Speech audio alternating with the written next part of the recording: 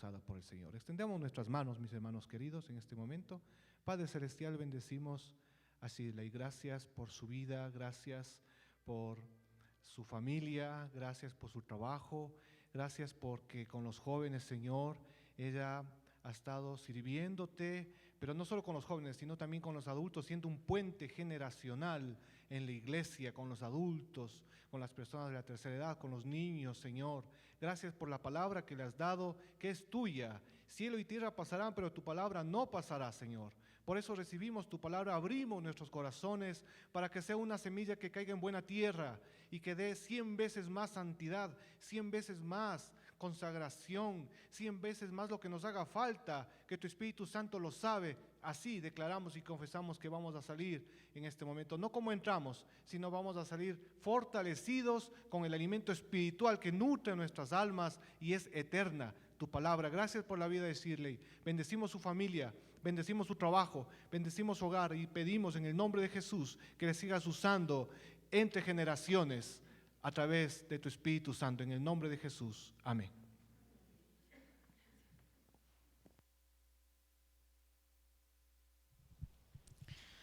Mis amados hermanos, para mí es un honor y un placer muy grande poder estar una ocasión más hoy aquí y que sea realmente el Espíritu Santo que nos hable en esta mañana.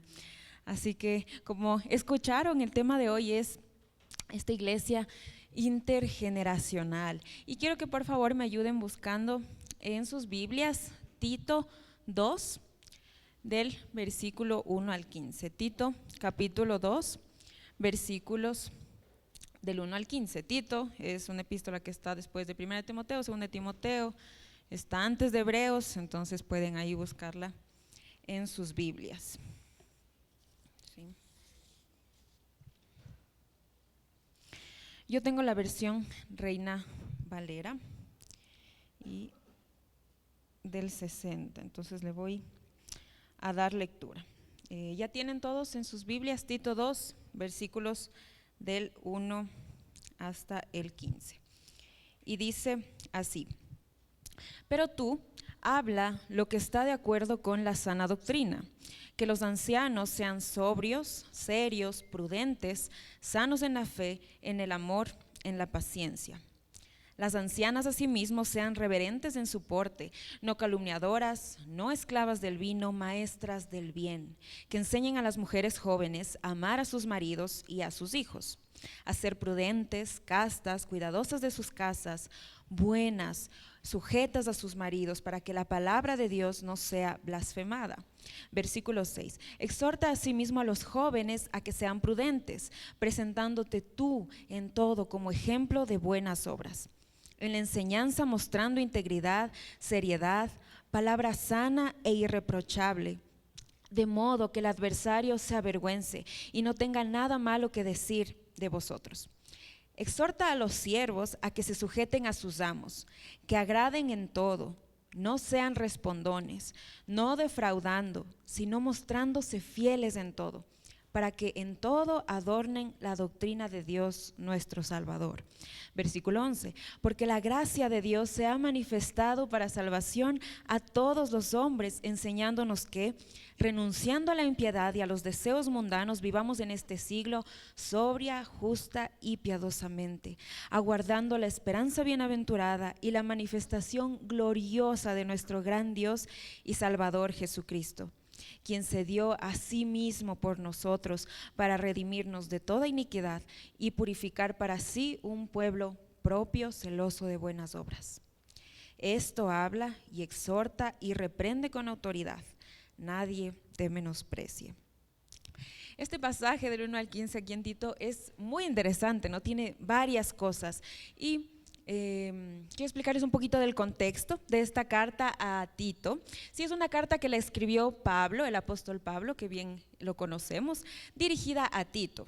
Tito era un hombre joven, se podría decir un socio de confianza a lo largo de aproximadamente 15 años de Pablo. Pablo, aquí ya anciano, dirige esta carta a Tito con consejos e instrucciones de cómo manejarse dentro de la iglesia de Creta, específicamente. La iglesia de Creta era donde Tito estaba, ¿sí?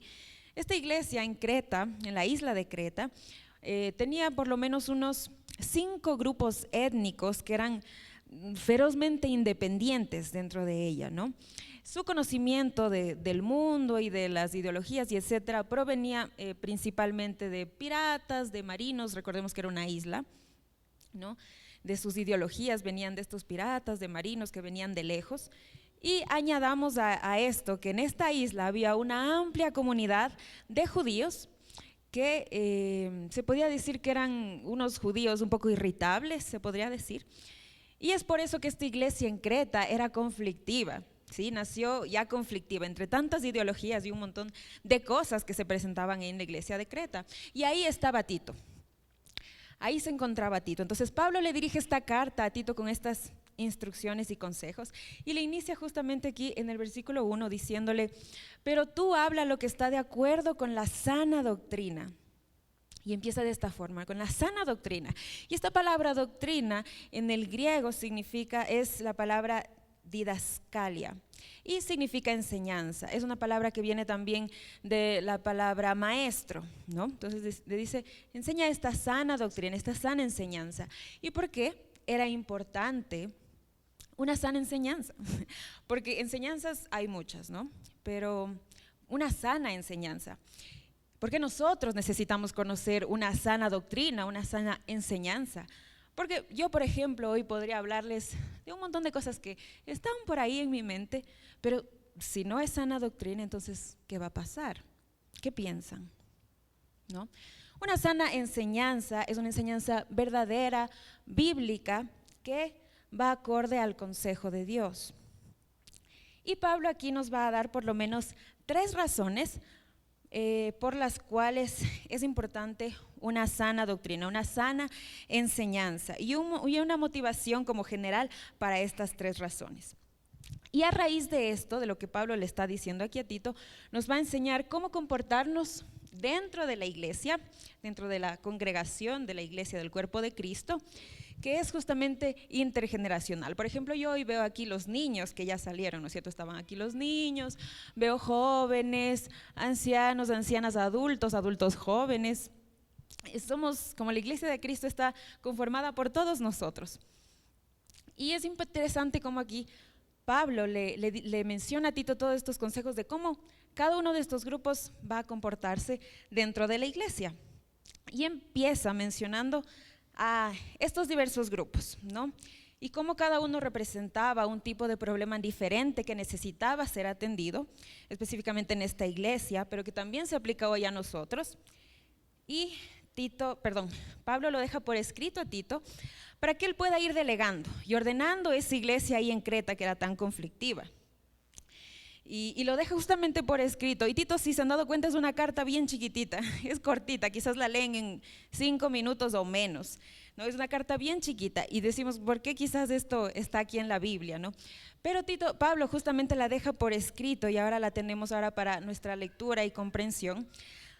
Porque Tito era joven y él iba a empezar en la iglesia a decir, no, mira, tú como anciano debes comportarte de esta forma, tú joven de esta forma. Y quizás le iban a decir, ¿y tú, Tito, qué tienes que decirnos? No, mira, este es el consejo que nos dejó Pablo, es el consejo de Dios y así lo vamos a hacer, ¿no? Y entonces empieza con este primer grupo, menciona a los ancianos. Y podemos considerar a un anciano, según lo que Pablo podemos pensar que se refería a él, a un hombre de edad, un hombre maduro ya, o maduro en la fe, y que, bueno, yo cuando era más pequeñita, más jovencita, yo pensaba que cuando leía esta palabra ancianos, me imaginaba una asamblea de ancianitos con bastón, tipo monjes tibetanos o algo así como muy extraño, pero no necesariamente es de eso. Podemos ver que son hombres que ya son maduros en la fe, etcétera. Y menciona aquí que ellos deberían ser estas características y las va mencionando y dice que deberían ser sobrios, ¿no? Que da la idea de un hombre circunspecto, podríamos decir, es decir, que es serio, que es prudente en su hablar, que es en su comportamiento, que tiene control propio. Sigue hablando que es sano, prudente, que vive sabiamente, un hombre maduro en la fe o maduro, que es sano en la fe, que es incorruptible, verdadero en doctrina, ¿no? En amor, un hombre que ama a Dios profundamente, que ya a lo largo de toda su trayectoria, conociendo al Señor, ahora ama a Dios de una forma intensa, profunda, en paciencia, que es constante, no iracundo quizás. ¿Cómo se ve un hombre así? ¿Conocen a alguien con estas características? Personalmente, cuando yo leo esta sección, se me viene a la mente el tío de mi mami, mi tío Luisito. Él ya falleció, pero cuando yo leo esto yo me acuerdo de él. Era un hombre que amaba profundamente a Dios, una inspiración. Incluso él en su lecho de muerte en el hospital hablaba a las enfermeras del Señor. Era un hombre que no podía pasar un momento sin decirte: tú necesitas al Señor, tú necesitas a nuestro Salvador. Y llevaba un ministerio tan impactante, impresionante. Podría haber tenido sus fallas, pero lo que a mí me impresiona de él es que él era un hombre así, que era sano en la fe, que tenía amor, paciencia, que era sabio, que amaba al Señor. Y aquí Pablo nos está diciendo, aquí en esta congregación, a los varones que busquen esta forma de ser, que anhelen estas características. Y no solamente a los hombres maduros, sino que continúa Pablo en el versículo 3 y 5 y menciona a las ancianas. Y este grupo de las ancianas igualmente se consideraba mujeres maduras en la fe, que quizás ya no estaban criando hijos, ¿no? Que ya pasaron esta etapa de criar hijos, posiblemente esposas de estos ancianos que ya mencionamos. Y aquí nos da una lista más grande de cómo deberían ser estas ancianas, y nos menciona que deberían ser reverentes en su porte, es decir, que vivan de una manera santa. Algunas traducciones le ponen como que vivan de una manera que honre a Dios, ¿no? Que no sean calumniadoras, ¿no? ¿Cuántas mujeres aquí nos gusta ejercitar la lengua? Y esta palabra calumniadoras viene del griego diabolos, que significa falsa acusación o calumniador del diablo, y es un término usado para referirse al diablo, al enemigo, el acusador de nuestras almas. Y nosotras, mujercitas, que nos gusta estar, no, es que la hermanita, es que aquí ya no ni sabes lo que pasó con tal y cual. Estamos siendo lo mismo que el enemigo hace, acusadoras de las almas de otros. ¿Cuánto edifica eso a la persona a la que yo le estoy hablando o de la persona de la que estoy hablando? Y Pablo aquí se da cuenta sabe cómo son las mujeres y les dice: no, una anciana, una mujer madura ya en la fe no puede ser así. ¿Se dan cuenta? ¿No? Dice que no sean esclavas del vino, y yo añadiría ni de nada. A veces nos hacemos esclavas de la comida, de nuestro aspecto, de mi trabajo, de las novelas, de lo que sea, ¿no? Y Pablo dice no, que sean maestras del bien, que enseñen a mujeres jóvenes, que las instruyan. Y esta parte me encanta personalmente como mujer, este llamado de cómo las mujeres, a nosotras como mujeres nos sirve un montón este apoyo entre nosotras, de hablar la una con la otra. Y da este llamado tan precioso que les dice: ustedes, mujeres que ya son maduras, que han pasado sus años ya con Cristo, enseñen a las mujeres más jóvenes a amar a sus maridos, a sus hijos, a ser prudentes, castas, cuidadosas de sus casas, buenas, sujetas a sus maridos. 7 cosas. Estas palabras de aliento, no sabes qué, hermano, yo ya pasé por eso. Tú estás pasando eso con tu esposo, yo ya estuve ahí. Y mira lo que dice la palabra del Señor, nos dice esto. Tú estás pasando esto con tus hijos, hermana, más joven. Mira, tú puedes, sigue adelante. Estás con tus niños todavía chiquitos, sigue adelante. Estás con tus adolescentes, no, sí se puede. Y eso se logra a través de relaciones reales. Que estas mujeres ancianas y maduras, dice Pablo, sean intencionales en acercarse e instruir a las más jóvenes. Y que estas mujeres jóvenes también seamos humildes para recibir el consejo Miren la importancia de una iglesia que es intergeneracional, que se relaciona entre sus diferentes grupos. Y como Pablo da este consejo tan importante, y yo creo que lo podemos aplicar, de cómo las mujeres ancianas y maduras pueden instruir a las más jóvenes. Y yo personalmente tengo en mi mente a mi mamá. Mi mamá es mi mejor amiga. Yo no tengo muchísimas amigas, pero mi mamá es mi mejor amiga. Y yo doy gracias al Señor, porque yo no sé lo que significa pelear con mi mamá. Yo nunca he peleado con mi mamá, gracias al Señor. Y yo he aprendido de mi mamá tantas cosas, que yo doy gloria al Señor. Que yo he visto cómo su matrimonio cambió de una forma tan radical, de casi llegar al borde de la separación, y cómo ahora veo que mis padres son un matrimonio que honra a Dios. Y antes yo de casarme decía, yo sé que va a ser difícil esto del matrimonio, pero mis papás son un ejemplo, y mi mamá para mí ha sido esa mujer que me ha instruido en la fe y que me ha dado una forma diferente de ver tantas cosas. Igual me acuerdo de la mamá de la tía de mi mami, mi tía Cecilita. Ella es una mujer que ha llevado tantos años en la fe, es ahora ya muy viejita, pero yo de ella he aprendido tantas cosas. Y para mí, como mujer joven, tengo 26 años, pero estoy casada ya, y doy tanta gloria al Señor por esas mujeres que han estado en mi vida, porque me han instruido de formas que no nos imaginamos. Y también les animo a las mujeres más jóvenes y también a las ancianas a que puedan buscar y ser intencionales en instruir a las más jóvenes, porque necesitamos eso como más jovencitas.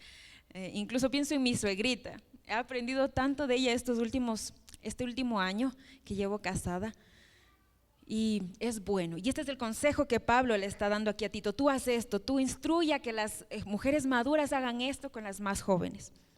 Y aquí nos da una primera razón de por qué todo esto vale la pena, y nos dice en el versículo 5: para que la palabra de Dios no sea blasfemada, para no deshonrar la palabra de Dios. Miren cómo la búsqueda de estas actitudes santas llevan a que otros honren a Dios, porque si no hay diferencia entre nosotros, la iglesia, y el mundo, entonces ¿de qué estamos hablando? Ustedes recuerdan a los amigos de Daniel, de Sadrach, Mesach y Abednego, que no quisieron postrarse ante la estatua del rey Nabucodonosor y fueron echados al horno de fuego. Y después de que ellos salieron vivos de ese horno de fuego, el rey Nabucodonosor dijo: por lo tanto, decreto que todo pueblo, nación y lengua que dijere blasfemia contra el Dios de Sadrach, Mesach y Abednego sea descuartizado y su casa convertida en muladar, por cuanto no hay Dios que pueda librar como este. Y Daniel nos lo relata así. Que otros digan: no hay Dios que pueda librar, no hay Dios que pueda librar como el Dios del pastor Eduardo Vega. No hay otro Dios que pueda librar como el Dios de la iglesia Yevi.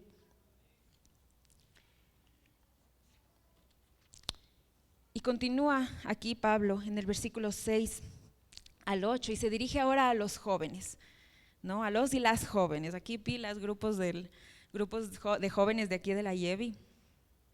Y les da estas características y le dice que los jóvenes sean prudentes, que vivan sabiamente.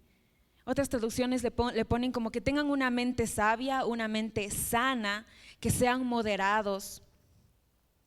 Y quienes somos jóvenes y quienes hemos sido también jóvenes, quienes han sido jóvenes aquí, saben que es facilito irnos por excesos, por la diversión, por experimentar y vivir y etcétera. Y eso nos va a vender el mundo siempre. Y de a poco, así mismo, nosotros vamos a ir vendiendo como jóvenes nuestra integridad, nuestra fuerza y nuestra juventud, que puede ser usada y útil en el reino de Dios, y lo vamos a desperdiciar en vanidades, porque sí, son vanidades que destruyen, que dejan marcas, que dejan heridas. Y esto no debe ser entendido como que no vivamos la alegría de la vida y la energía que caracteriza a los jóvenes, sino que realmente vale la pena vivir para Cristo. Es una etapa como jóvenes tan vulnerable, y ustedes pueden decir lo que sea, pueden poner cualquier excusa: chuya vida, lo que sea. Pero nada en la tierra vale más la pena que conocerlo a Él y que cosechar una vida plena en Él. Porque al final de todo esto, ¿qué va a pesar más? ¿Tu vida de excesos y de lo que sea, o una vida para Cristo, que fue útil para Cristo? Y yo tengo en la mente siempre, no sé si han escuchado de Charles Spurgeon. Él desde muy jovencito, él es un autor de varios libros, un predicador de hace ya algún tiempito atrás. Si han tenido la oportunidad de leer alguno de sus libros, son muy buenos. Les recomiendo bastante. Charles Spurgeon empezó desde una muy temprana edad a conocer al Señor, y él tiene ahí una historia muy interesante. Pero desde ya muy joven, él predicaba de una forma impresionante y la gente veía cómo la presencia del Señor estaba en ese joven. Y yo no dudo que el Señor pueda hacer eso en los jóvenes de esta iglesia y del Ecuador.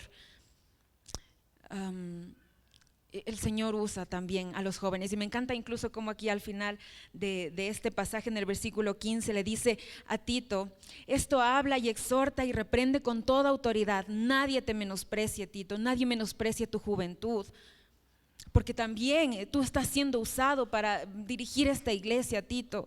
El Señor usa también a los jóvenes.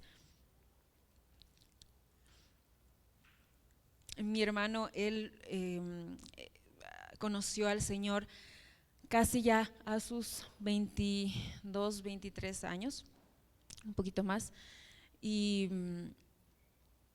el Señor lo usó de una forma tan sorprendente que a mí él me inspiró. Mi hermano es solamente 4 años mayor que yo, y llevó un grupo de jóvenes en la iglesia en que yo estaba antes, de una forma que levantó a los jóvenes de esa congregación de manera espectacular. Y es ahí cuando yo dije: el Señor sí puede usar a los jóvenes, y el Señor está usando a los jóvenes. Y aquí Pablo nos da una segunda razón de por qué estas actitudes santas tienen sentido, y nos dice en el versículo 8 que de modo que el adversario se avergüence y no tenga nada malo que decir de ustedes. Los que se oponen al evangelio no tengan nada que decir.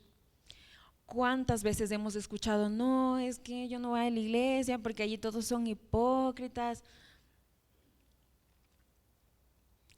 Yo tengo varios amigos y conocidos que les he escuchado decir: no, es que yo fui a la iglesia y allí me dio igual, porque allí son iguales, allí también mienten, allí también toman, allí también fuman, allí también tienen relaciones sexuales antes de casarse, allí también hay adulterio, me dio igual ir a la iglesia. ¿Qué peso nos debería dar eso como hijos de Dios, que estamos llevando el mensaje del Señor? Miren cómo incluso dentro de la misma iglesia de Cristo podemos ser tropiezo para otros y para nosotros mismos como hermanos en Cristo. Y Romanos 14, por ejemplo, nos explica mucho más acerca de eso. O Jesús, cuando dijo: cualquiera que haga tropezar a uno de estos más pequeños que creen en mí, es mejor le fuera que se ate una piedra al cuello y que se le hunda en el fondo del mar. Mejor sería eso, que haga tropezar a otro hermano.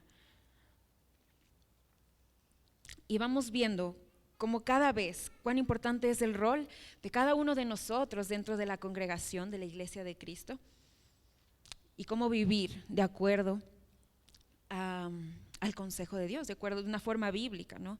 Y aquí nuevamente el versículo 9 al 10, Pablo continúa con este último grupo y se dirige a los siervos. Algunas traducciones los pone como esclavos, ¿no? Y dice un autor de un comentario bíblico que aunque actualmente la esclavitud como modelo económico ha sido ya casi completamente erradicado de nuestro mundo, las exhortaciones eran dirigidas a esclavos o siervos, que bien puede aplicarse hoy a los empleados o trabajadores de hoy en día. Y da estas características de los siervos: que sean sujetos a sus amos, que respeten, por ejemplo, la jerarquía de una empresa, que obedezcan haciendo las cosas bien, como dice en otra parte de la palabra, que hagan todo como para el Señor, ¿no? que agraden en todo, que den excelencia en su servicio, en su trabajo, en lo que hacen, que no sean respondones, que no sean insolentes, no defraudando, no robando, no cogiéndose las cosas de la empresa, los utensilios de la oficina, lo que sea.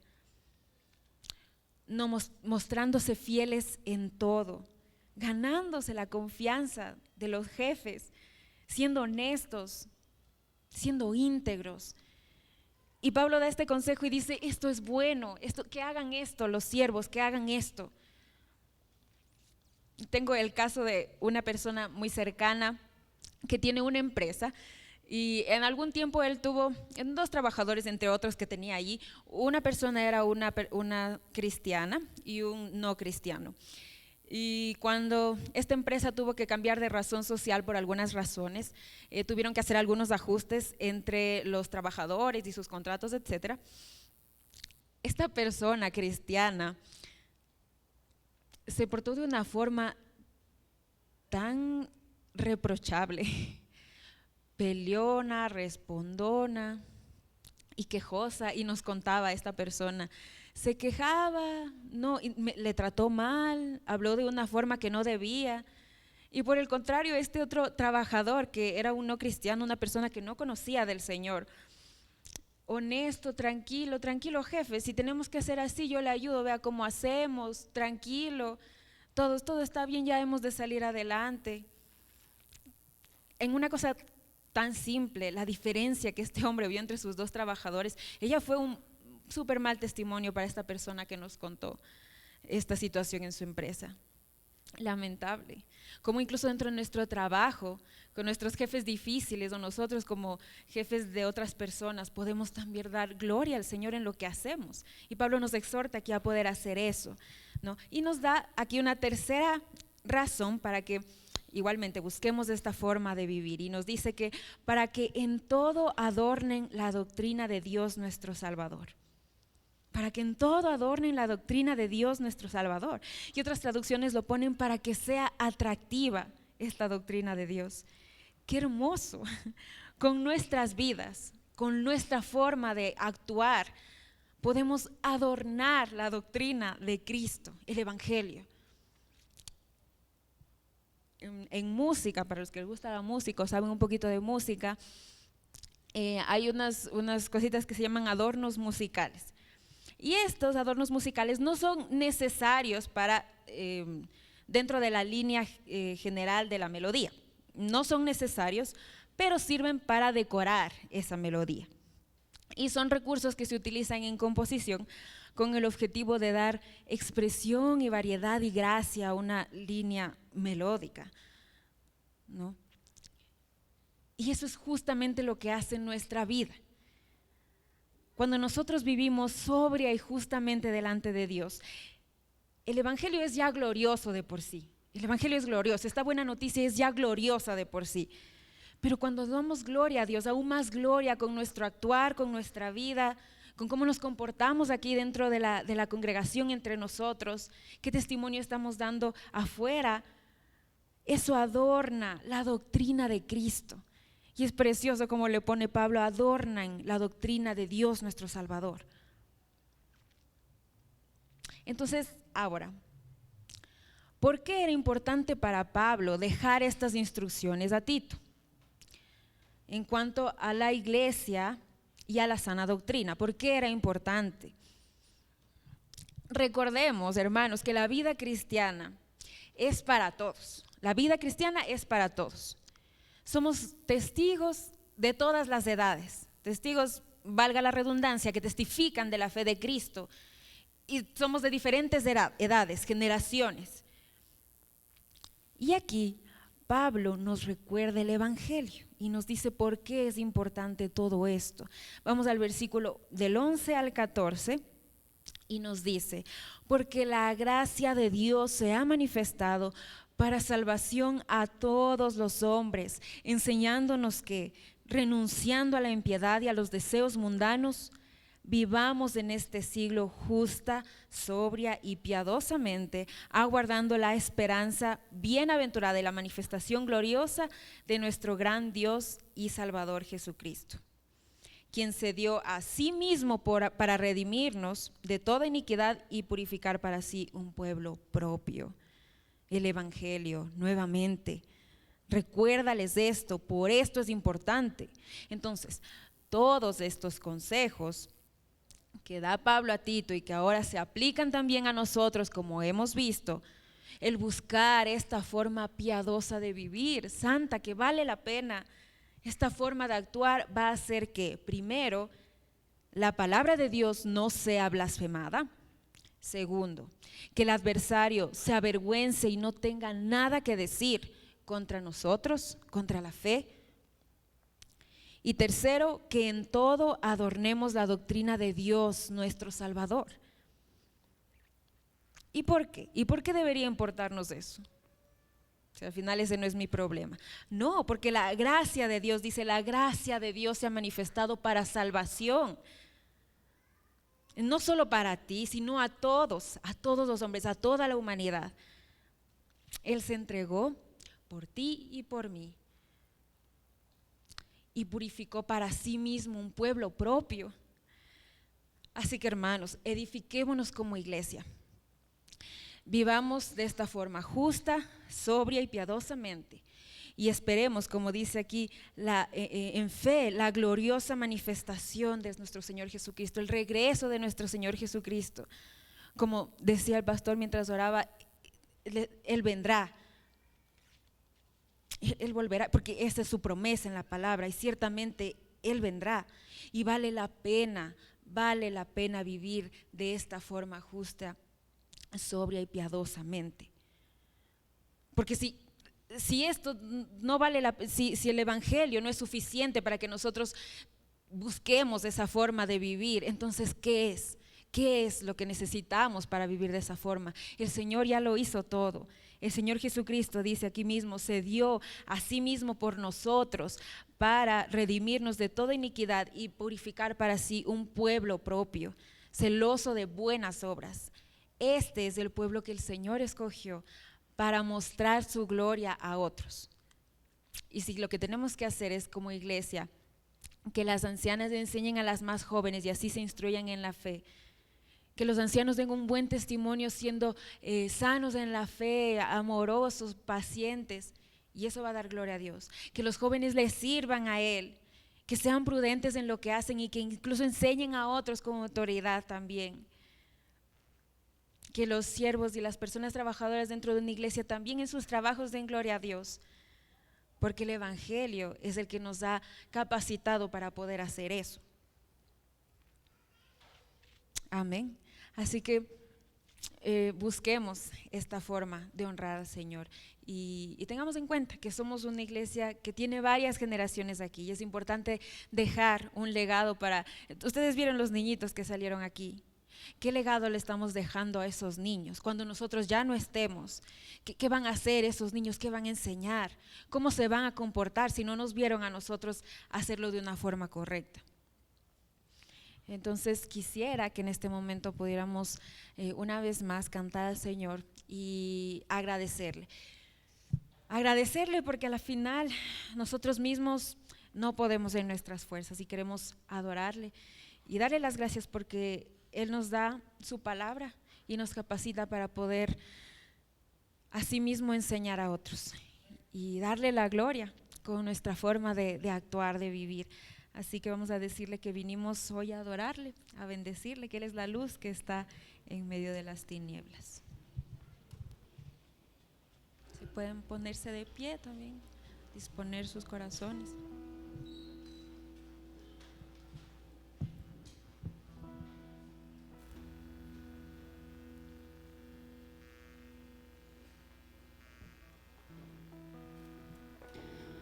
Con nuestros corazones abiertos, vamos a entregarle una vez más esta adoración a nuestro amado Creador.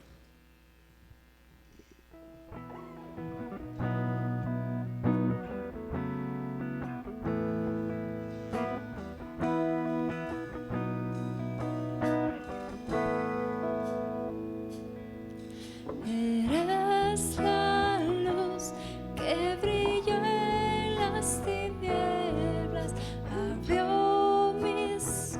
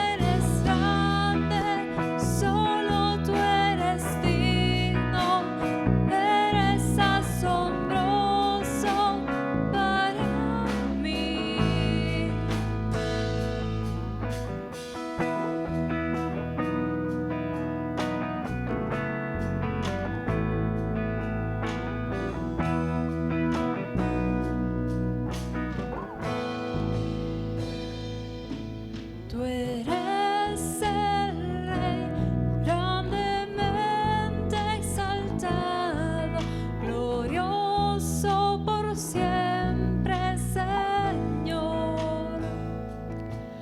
Al mundo que creaste, humilde viniste y pobre te hiciste por amor.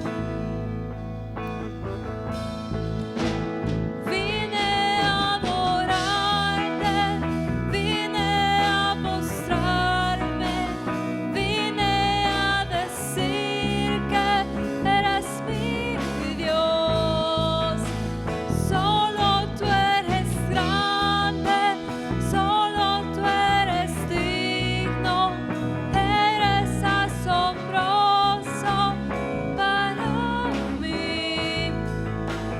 Vine a adorarte, vine a postrarme, vine a decir que eres mi Dios.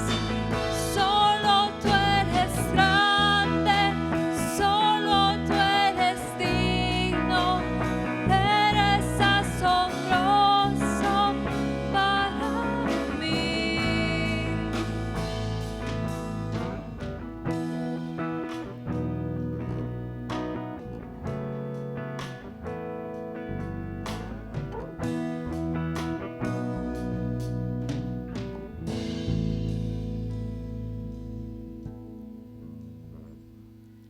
Permítame nada más leerles, amén, gloria al Señor.